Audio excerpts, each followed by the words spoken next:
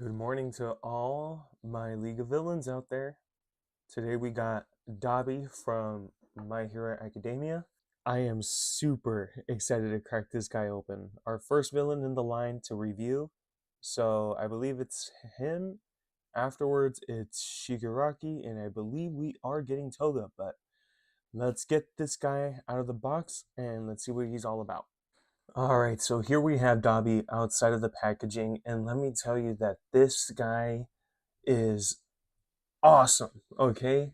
And this dude is stacked with the accessories that he needs. Nothing more, nothing less. Now, his size comparison is interesting, okay? He does take up a little bit, he has more of like a flare to him in terms of the sculpt, but let's put him next to the main protagonist here. He still kind of like towers over Midoriya, and then we're going to put him right next to his little brother Shoto. And they're just about the same height. I think his hair kind of makes him a little bit taller. All right. But he does scale in nicely with the rest of the line, which honestly, I would say Tamashi has been killing it with the sculpts and the scaling.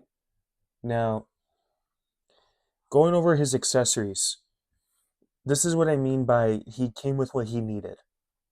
He came with accessories to cover his fire. See? And look at, they already have the mold done, dude. If they can implement something like this for Shoto, for his other arm, this would be awesome. Because they already did it for the ice, and now they have it for the fire. Right? Now, another accessory he comes with, and it looks like you're going to have to put it in the pegs. So like you would have to remove his hand to put in. This is where you would insert. And look at that. You can create like a flame fist. Pretty cool. He doesn't come with a lot of face plates. So he does come with this one that you guys see here, where he's kind of like grinning. And he comes with another one. He comes with this one, where he's kind of like tweaking out a little bit. And he has this one where he's kind of like, I would say this is more of like his crash out face from the show, where he's genuinely like flipping. Now, for the hand sculpts that he comes with these hand sculpts right here, which are kind of like grabbing almost, or gripping. Ayo.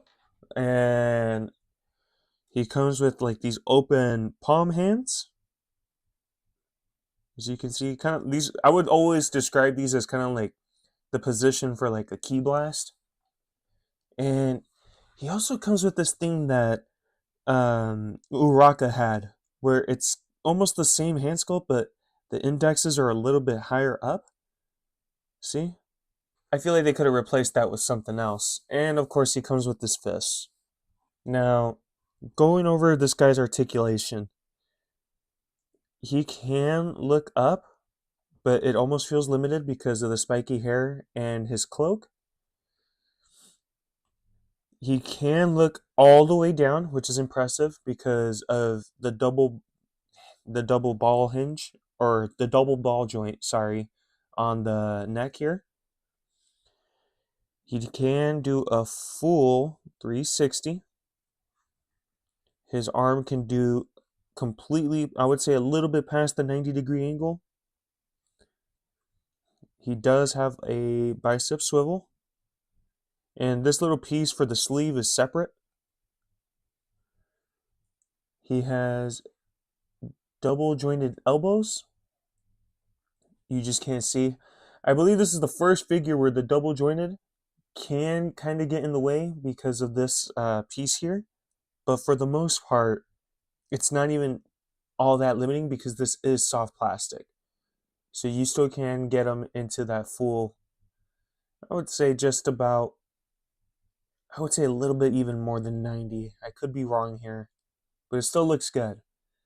And for the wrist here, definitely has a wrist swivel, and it's on a hinge, so you can do bicep curls. See?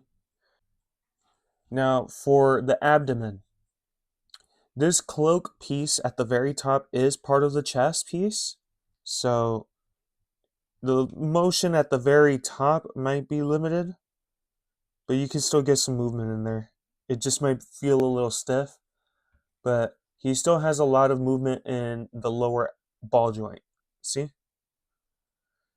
Pretty interesting there. Now, this figure doesn't have like the other ones where you can like just move and pose the lower skirt. It is kind of just like this soft plastic, but he can kick high just about there. I would say at the 90-degree angle. Double jointed knee.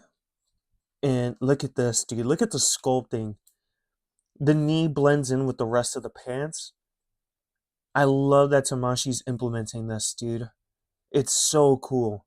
And I'm glad that they even did it with like the newer Goku as well. That's awesome. He does have a upper thigh swivel. He does have a shin swivel at the boot of the cut. Or the cut of the boot, sorry. There you go. He can dorsiflex or plantar flex just about that much here.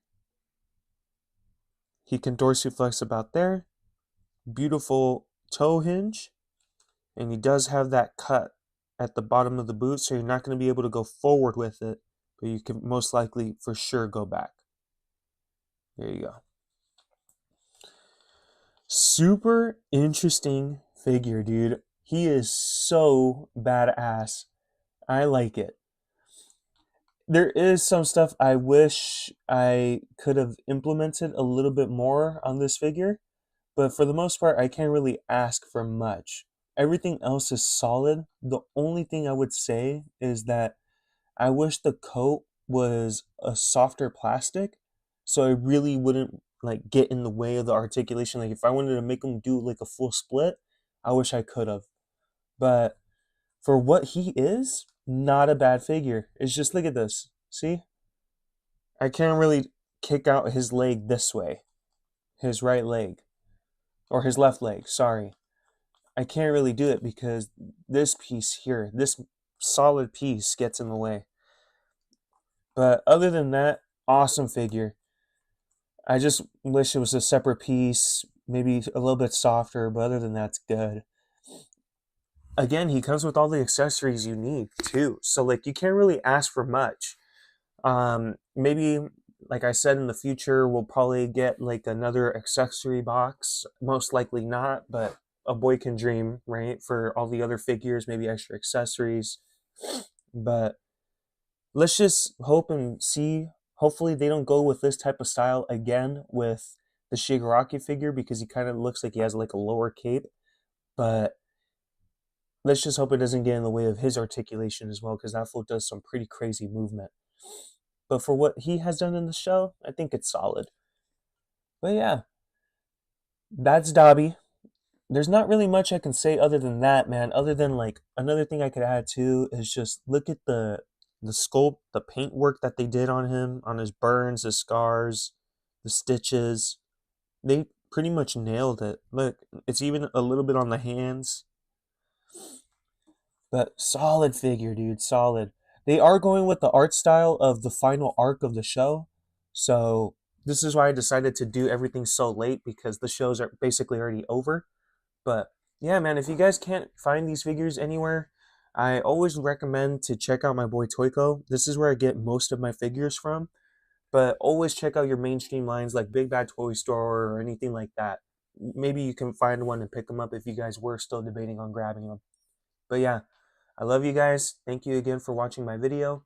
I appreciate y'all. And I'll see you on the next one, okay? I think next one we're going to do a different review. We might just start doing the Gamerverse Cyclops, as you can see, because now we're all caught up with My Hero Academia until the newer ones come out. Alrighty, guys. Later. And now, folks, it's time to say goodnight. We sincerely appreciate your patronage and hope we've succeeded in bringing you an enjoyable evening of entertainment. Please drive home carefully and come back again soon. Good night.